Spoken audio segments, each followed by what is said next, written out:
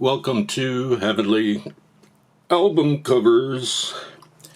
And these two albums were composed, probably arranged, and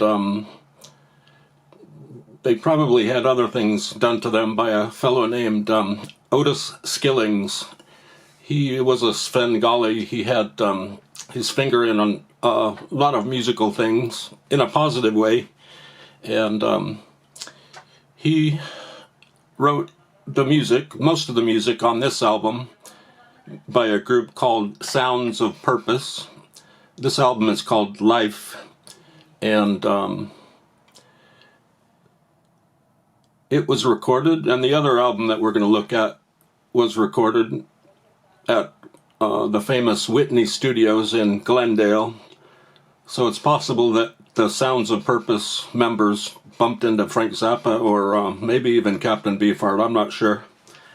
But the Sounds of Purpose were notable for appearing at a festival called the Jesus Festival of Music in 1973 in Pennsylvania. It was basically the Woodstock of Christian hippie music, and I think a full multiple set album was released of that festival. You got to look for that.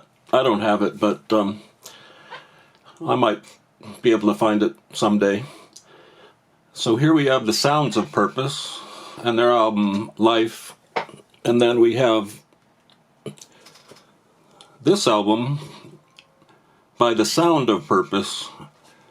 Not the Sounds of Purpose, but the Sound of Purpose. Again, this music on this album was composed to a large extent by a guy named Otis Skillings. And here are the Sound of Purpose on a hill down here. Let me focus in on the mass of people down here on the hill.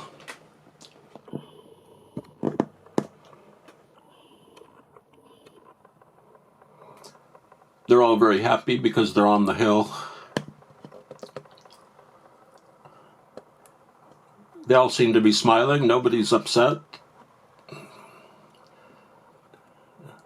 Because they have a purpose and they make sounds. They sing songs. And so that's the Sound of Purpose, not to be confused with the Sounds of Purpose.